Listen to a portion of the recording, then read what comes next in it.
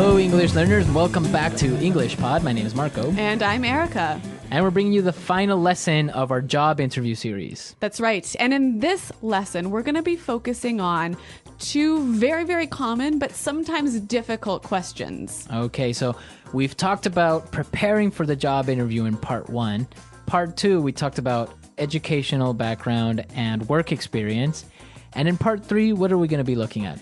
We're going to be looking at two questions: why we should hire you and your greatest weakness. Okay, so these are the classic, common questions that you'll get at a job interview, right? That's right. So why don't we just get started and we'll take a listen to the dialogue and see how our interviewee handles these questions.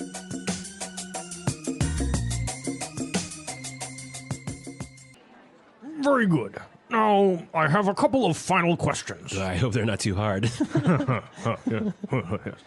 Well, why should we hire you? I think that I would be a perfect fit in this company. I have a unique combination of strong technical acumen with outstanding soft skills. You know, I excel at building strong, long-term consumer relationships. For example, when I headed the customer support department in my previous company, our team resolved about 70% of our customers' problems. I decided that we needed better information and technical preparation on our products. So after, I implemented a series of training sessions in coordination with our technical department. We were able to solve 90% of our customers' issues. Given the opportunity, I could bring this kind of success to this company. Woo, impressive. So, what would you consider to be your greatest weakness? To be honest, I struggle with organization and time management. Punctuality has never been a strength of mine. I find it hard to organize my time effectively. I've actually addressed this weakness recently by attending a workshop on efficient time management. It helped me a lot by providing me with great insights on how to get organized and use my time efficiently. So I think I'm getting better now. Great. Well, let me tell you that I am very pleased with this interview. We are shortlisting our candidates this week, and next week we will inform our shortlisted candidates of the day and time for a second interview with our CEO. Great, thanks a lot. I hope to hear from you. Goodbye.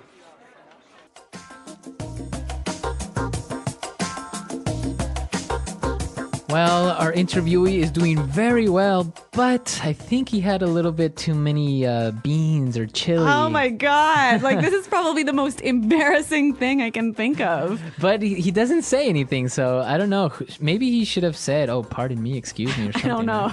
I don't know. It's a controversy. Yeah. Okay, but what isn't a controversy is the language, because there's some great stuff in here. All right. So let's take a look at the language in Language Takeaway. Language takeaway. All right, we've got some great phrases and words for you to use when you're talking about what sort of benefits and skills and experience and expertise you can bring to a company. Okay. The first thing that he said, and it's a very interesting word, he said technical acumen. Technical acumen. Acumen. Acumen. This is a really hard word. What is acumen? It's basically insight and understanding and the ability to make good and difficult decisions. Okay, so he has a very strong technical acumen. So a strong insight or understanding of technical issues. Okay, or I can change it and maybe say, I have a very strong business acumen. Exactly. These are the two most common ways that this word is used: technical acumen, business acumen. Okay, great. Now let's take a look at another word which is very interesting because everybody knows it. Yes. Excel. Excel. Excel. Excel.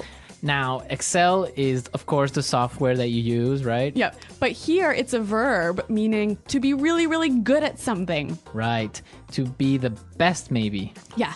To excel at something. Yes. So I excel at cooking. All right. So excel, you are the best. I mean, that's not really going to help me in a job interview, but the next word might. Head. Head. Well, in the dialogue, we heard it as headed in the past, right? Yeah, that's right. He headed the customer support department. So I think this is I think this is a great word to use when you were saying I was the leader. Mm-hmm. I was the main person in charge. Yeah, the manager. Mm-hmm. So this is a nice verb to use to show that you were leading something. Okay. Okay, now for the next word. Struggle. To struggle. Struggle. Struggle. So what does struggle mean? It means that you have difficulty doing something. So it's hard for you. Yeah. For example, when I was in school, I struggled with math. Okay, and now I struggle with Chinese. Exactly. So to have a hard time. Yeah. Why don't we hear a couple of examples of how this word is used? Example 1. We're really struggling to reach our sales target. Example 2. Yeah, to be honest, I do struggle with time management. Example 3. The teacher farted in class and I really had to struggle not to laugh. Okay, so great examples. Let's move on to our next word. Punctuality. Punctuality. Punctuality. Punctuality. Okay, so to be punctual. It means to be on time, always. Always. So punctuality would be the noun form. Right, so the condition or the state of always being on time. Right. So punctuality, to be punctual. Yeah, and our interviewee struggles with punctuality. Right, like me. I guess you guys have something in common. We do. Now, he has a problem with punctuality, but he said he has addressed this weakness. Yes, to address. Address. Address. Now, if you notice, it's spelled the same way as address, That's right. but you pronounce it differently. So the verb address has the stress on the second syllable. Okay, address. Yes.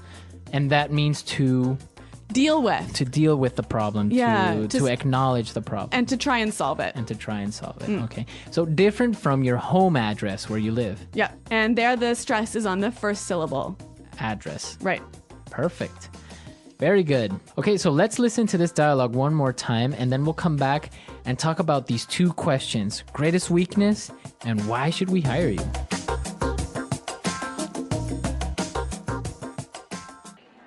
Very good.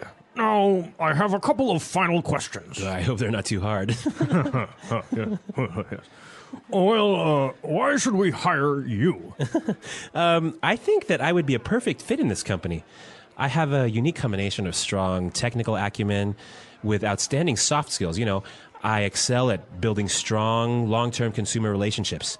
For example, when I headed the customer support department in my previous company, our team resolved about 70% of our customers' problems.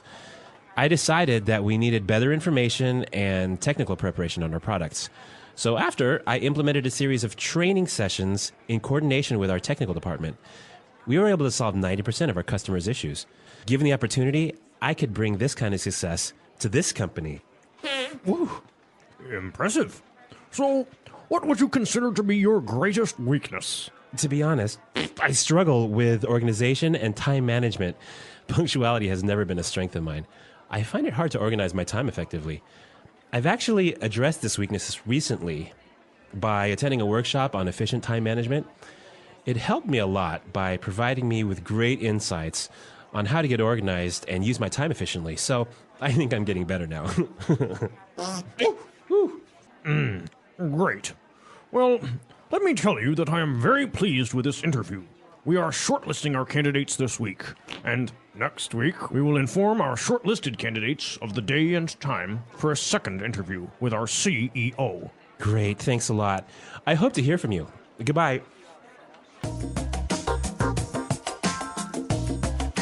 All right, Marco. Well, this classic question, why should we hire you? I think you'll hear it in many, many different interviews. And how did he deal with it here? Well, the first thing that he said is very, very important because they're asking you why. So your immediate reaction would be to answer with because or I think that. But there's a different way of approaching it, which is a little bit more professional. He said, I think that I would be a perfect fit in this company. I think I would be a perfect fit in this company. That's how he started his answer, and then he explained why. So this sounds really strong, doesn't it? Yeah, basically, it just makes you seem to be very confident and puts you like you are already part of the company. So this is a great way to start off this question, but you got to follow this up with some information. So what kind of information should you be giving? Well, like we talked about in your work experience, the same thing goes here. What do you have to offer to this company? What special skills or insights or experience can you bring that would help us? Yeah, that nobody else can bring. Exactly. So, again, you have to start talking about your strengths and your previous experience, but with examples, right? Very, very specific examples. And whenever you can, throw in some numbers or some specific successes that you have had. Exactly. And once you've talked about these things, you can close off this answer by saying, given the opportunity, I could bring this kind of success to this company. Given the opportunity, I could bring this kind of success to this company. So that is just like a magical sentence saying like, if you give me the chance, I will demonstrate how good I am and how I can help this company. Yes, a really, really strong closing argument. Yes. So that's the way you should more or less approach that question, right? All right, but let's turn now to the classic question, your greatest weakness. What is your greatest weakness? When you get this question, be sure to not say, my greatest weakness is I work too much. My greatest weakness is I'm a workaholic. Right? Or, what was it? Or I am a perfectionist. Yeah, these, we can see right through these. I mean, Right. they're too obvious and they're too silly. I mean, everyone has a weakness, so don't try and turn it around into a strength. I just don't think that's a good idea. Okay. So, yeah, be sure to stay away from these answers. But you can say anything. Like in this case, he has a problem with being on time. Yep. So be honest, say what one of your greatest weaknesses are, but the key to making this weakness look good is saying what you are doing to solve this weakness. Exactly. So really be truthful. Tell the interviewer what you're not good at, because there's obviously something that you're not good at. Exactly. So you can say, I am usually late, but I am getting more organized. I am doing the seminar. Let the interviewer know that you are trying to improve this weakness. Exactly. And be sure to also think about your strength, right? Yeah, be prepared to answer the question, what is your greatest strength? So, and again, when you're talking about your strengths, be sure it's something more specific than saying, oh, I'm very responsible. Yeah. You want to be as specific as you can. And again, give those examples, give those successes, give those numbers. Right, exactly. So think about your weaknesses, think about your strengths. If you don't know them, ask people, to ask your colleagues or ask your friends, what do you think is my greatest strength? Maybe you're a funny person. That's a strength. Yes. Okay. Well, remember, there are 3 parts to this interviewing series. You can look at all of these 3 lessons, and I hope they are really helpful. All right, guys. Well, thanks for listening. Good luck in your interviews. And until next time, goodbye. Bye.